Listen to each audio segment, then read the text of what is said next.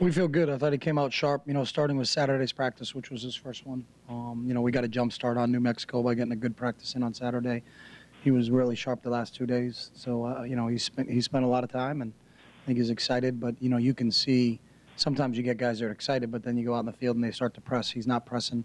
He's taking the offense how it comes to him. He's aware that we've got some playmakers on the offensive side of the ball. It doesn't have to always be him. So I think he's been really good, and he's been sharp the last, we're 3 days in right now. I think Kenyon's one of the top players in the country. He's a dynamic football player. He's got speed. He's got vision. You saw him against an outstanding Ohio State team on the Rose Bowl, and he had 227 all-purpose yards as a redshirted freshman. So he got better as spring ball went along, and he got better during this preseason camp. So, I'm really excited to see him go out and play against some other competition aside from our team. So I think he can be, one of the top players in the country. I think everybody is different, and it's all goes back to it's personnel driven. I think we've got some question marks because Holbrook wasn't the quarterback last year, and then how do they use him, and where is he in terms of, is he more of a runner or a passer? It looks like he's more of a passer, but you really don't know that because you don't have a complete body of work on what to look at him with. So, that spread term offensively it's thrown around with a million different offenses. Arizona's spread is certainly a lot more different than Oregon's spread. Mike Leach's spread is different than Rich Rodriguez's spread. So, I know when Mike was at Illinois and he had Juice Williams and those guys, we were kind of similar. But I think most of the time it depends on who your quarterback is. And we really won't get a real true look at Holbrook until we actually see him in a game because there's not a lot of film on him from last year. So, what would you say philosophically that this is one of the most guys to I don't know because I'm not sure how well Holbrook runs. So, they could come out and fire it 60 times against us. So it's really inconclusive just because I don't know who his quarterback is.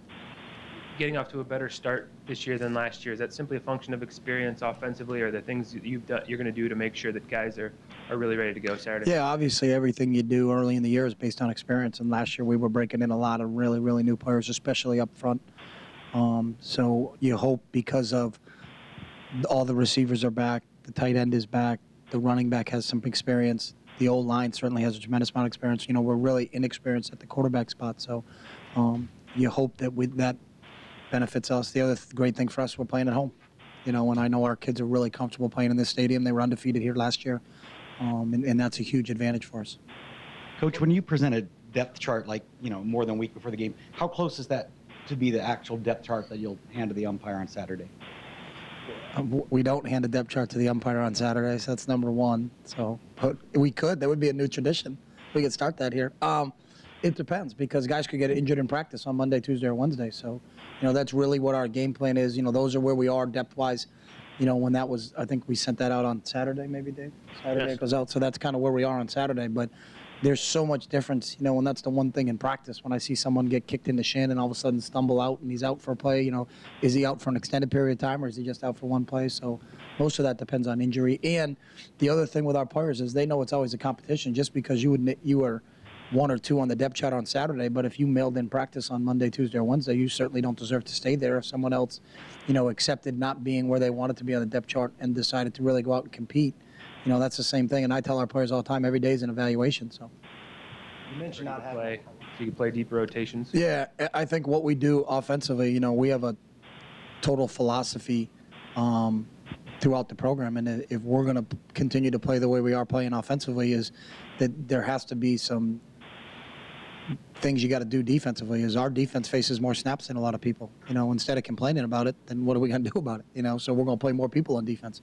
And ask kids to play 4, 5, 6 snaps as hard as they can, and then come out. But I think you also, as a coaching staff, have to understand if you're going to play some young kids early, that they're going to make mistakes. I think sometimes, you're afraid to play some younger guys because, they don't know exactly what they're doing. Well, if you don't play them, they're never going to know what they're doing. I think there's a time where, that depth as you go down the road is going to benefit you, and you have to understand as a coaching staff, you're going to have to live with some mistakes early when you're playing some young guys.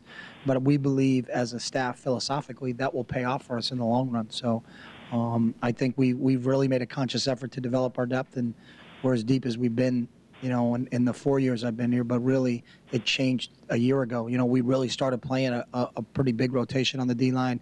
We started playing a rotation at linebacker, and then all of a sudden, you got everybody is a lot fresher. Everybody's a little bit more involved. Everybody's a little bit more in tune to what's going on. So it's a positive, I think, overall. But you also philosophically can feel that way. But then if you don't have the players, it's, when there's a distinct drop-off from 1 to 2, you may want to throw that philosophy out. I think what we have is we do have depth, and it's not manufactured depth with, well, let's get the 2. And, our 1s and 2s on defense are really close. Paseko Lacumbo and Josh Kadu is a prime example of it.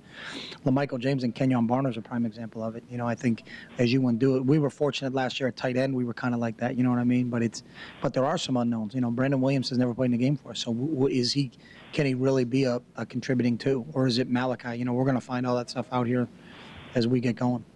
Coach, I know you don't know much about the quarterback, but what through watching him on film, what has kind of stuck out to you about him? He looks like he's a pretty good passer. I think he's more of a pro style type kid. But you don't know if did they want to protect him when he was in there and they didn't allow him to do that. It's hard when you really don't have a lot of film and you try to make that assessment. I know some of the scouting services said Brian Bennett was a pro style type quarterback and wouldn't fit in our offense because he wasn't athletic enough. But obviously, maybe it's because of the offense that he ran in his high school. Didn't ask him to do what he was supposed to do. But you'll find out how athletic he is on Saturday. But he's right now, you're thinking of him. He's more of a thrower than he is as a run threat. Coach, there's been some minor shakeups on the offensive line, shakeups with position moves, this and that. How did you and Coach Greatwood refine that offensive line? It's all about just depth. And again, the one thing Wood does, and it goes back to our philosophy on offense, is that we're going to rotate a lot of offensive linemen in and to try to keep those guys fresh. And sometimes they're right side guys, so the backup plays guard and tackle. Right now, I think we're more of the backups are position specific, where Darian Weems is a tackle, and he can play right tackle and left tackle instead of just being a right side, left side, if that makes sense. So, what we're going to try to do it a little bit more by their body types and what their athletic ability lends us to do. I think this league has changed. There's a lot more speed on the edges, and there's a lot more physical inside players presence. So trying to get people matched up. I think C.E. Kaiser's probably our most physical offensive lineman. That's why C.E.'s been moved inside, because he's going to go against 300-pounders. On the outside, on the edge, you need a little bit more athletic guy. So we're trying to match it up that way a little bit, trying to match up what our defenses are kind of deploying against us.